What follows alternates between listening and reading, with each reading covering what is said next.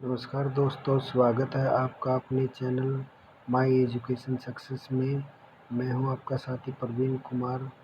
आशा करता हूं आप सभी ठीक ठाक होंगे। तो चलो दोस्तों, शुरू करते हैं हम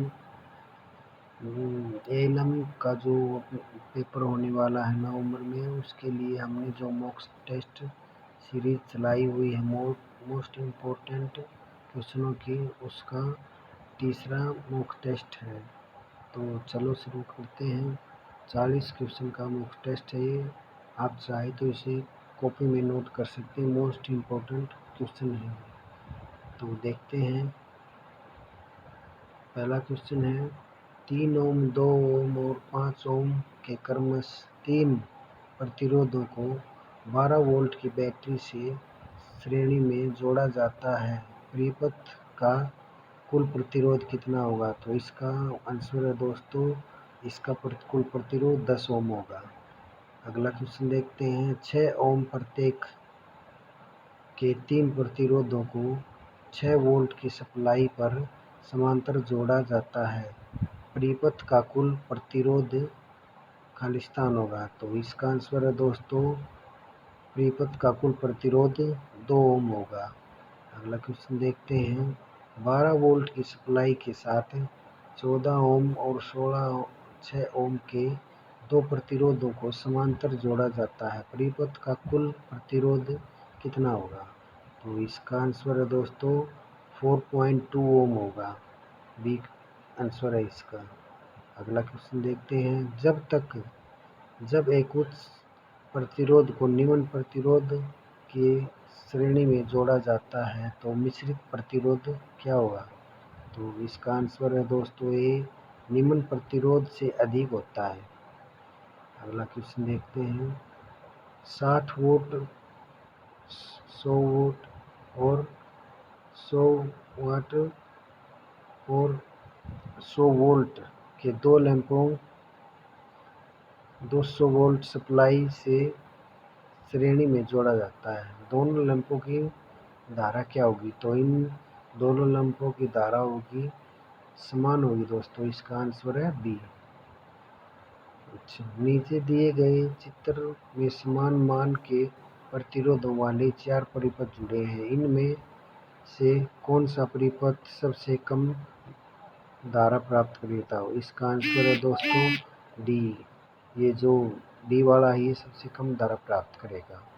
अगला क्वेश्चन देखते हैं, 10 ओम, 12 ओम और 24 ओम के 3 प्रतिरोध 250 वोल्ट सप्लाई से समांतर जुड़े हैं। प्रत्येक प्रतिरोध पर विभवांतर का मान खालिस्तान होगा। तो इसका आंसर है दोस्तों इसका विभवांतर का मान होगा वो समान होगा। अगला क्वेश्चन देखते हैं, चित्र में दर्शाए गए परिपथ का मिश्रित प्रतिरोध क्या होगा? तो इसका दोस्तों आंसर है सी। इसका होगा 7 मान प्रतिरोध होगा। मिश्रित जो परिपथ का मिश्रित प्रतिरोध होगा वो 7 ओम होगा। चलो अगला देखते हैं,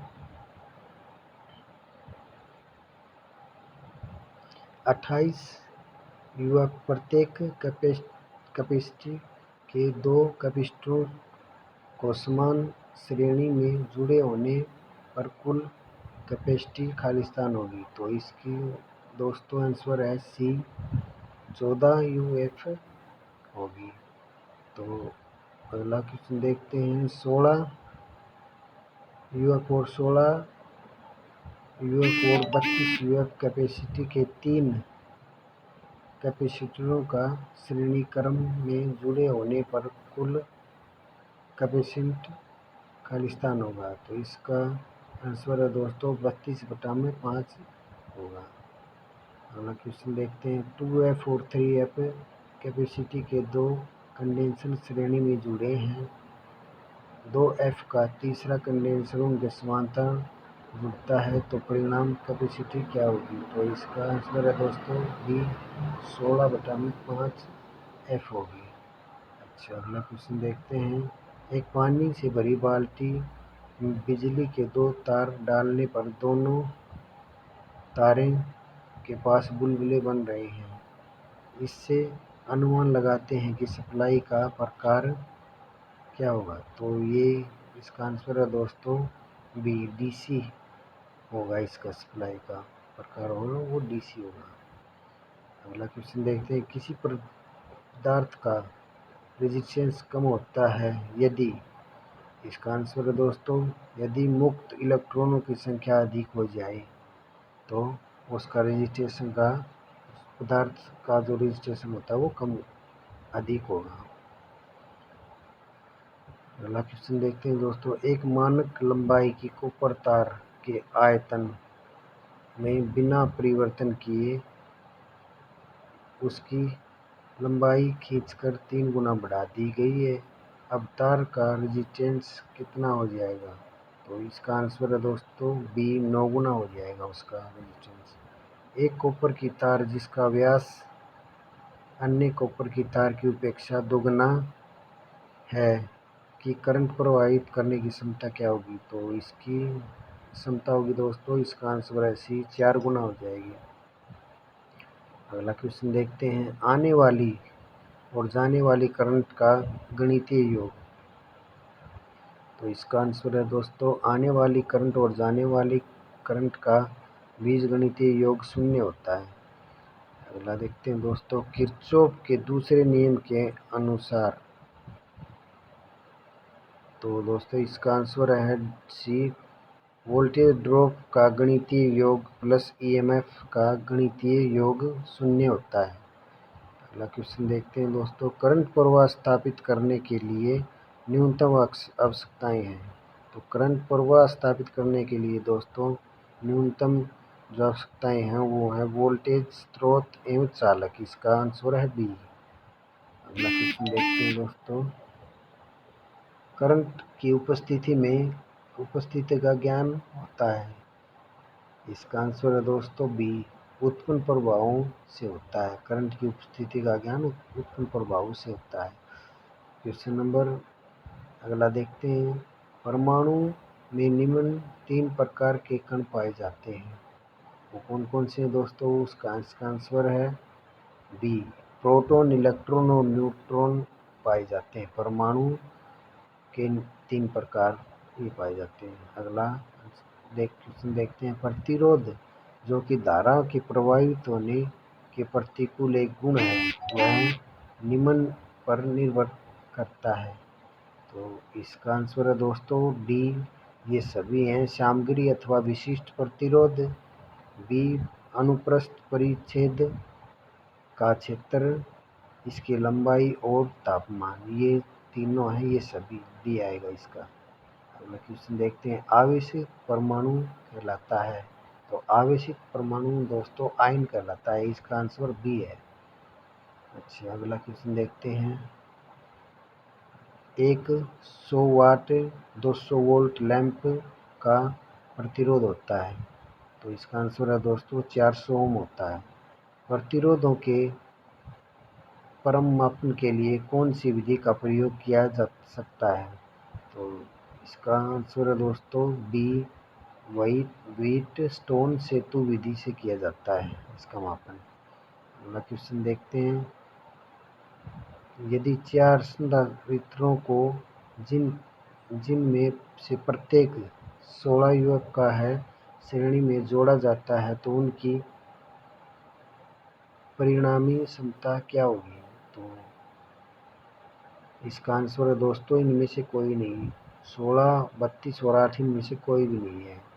अच्छा, अगला क्वेश्चन देखते हैं, परिपथ में विद्युत शक्ति को खाली स्थान के रूप में व्यक्त किया जाता है। तो इसका आंसर है दोस्तों ये सभी, वोल्टता को धारा के गुण करके, वोल्टता के वर्ग को प्रतिरोध से विभाजित करके, धारा के वर्ग को प्रतिरोध के गुण करके, ये सभी इसके आंसर है दोस्तों। अच्छा, अगला क्वेश्चन देखते हैं, एक बिजली के लैंप को 100 वाट 200 वोल्ट के रूप में चिह्नित किया जाता है, फिलामेंट का प्रतिरोध होगा। तो दोस्तों इसका आंसर इनमें से कोई नहीं है। अच्छा, अगला क्वेश्चन देखते हैं, किसी परिपथ में प्रवाहित होने वाली विद्युत धारा खाली स्थान होती है। तो इसका आंसर है दोस्तों बी, मुक्त इलेक्ट्रॉनों का एक दिशा में संचलन। अच्छा, अगला क्वेश्चन देखते हैं। ओम्स नियम लागू नहीं होता है इसमें से, तो ओम नियम किस पे लागू नहीं होता है दोस्तों? डीसी सर्किट, विद्युत प्रवाह, छोटे प्रतिरोध और सेमीकंडक्टर। तो दोस्तों इसका आंसर डी है, सेमीकंडक्टर जो होता है उस पे ओम का जो नियम है वो लागू नहीं होता, और डीसी सर्किट पे होता है, छोटे प्रतिरोधों पे होता है, उस विद्युत प्रवाह पे होता है। अगला क्वेश्चन देखते हैं। अगर दो प्रतिरोध समांतर में जोड़े जाएं तब तुलनात्मक प्रतिरोधों की क्या होगी? तो इसका आंसर है दोस्तों बी, प्रत्येक प्रतिरोध कम होगा। अगला क्वेश्चन देखते हैं। संधारित्र किसमें ऊर्जा रखता है? तो इसका आंसर है दोस्तों विद्युत स्थितिज क्षेत्र में ऊर्जा रखता है। अच्छा, अगला क्वेश्चन देखते हैं दोस्तों। इलेक्ट्रॉन वहन करता है, तो इसका आंसर है दोस्तों एक यूनिट ऋणावेश वहन करता है। तो ये था हमारी आज की सीरीज का 40 क्वेश्चनों का पार्ट दोस्तों। ये क्वेश्चन जो हैं ये मोस्ट इम्पोर्टेंट हैं दोस्तों, आप इन्हें नोट भी कर सकते हैं रिवीजन के लिए। और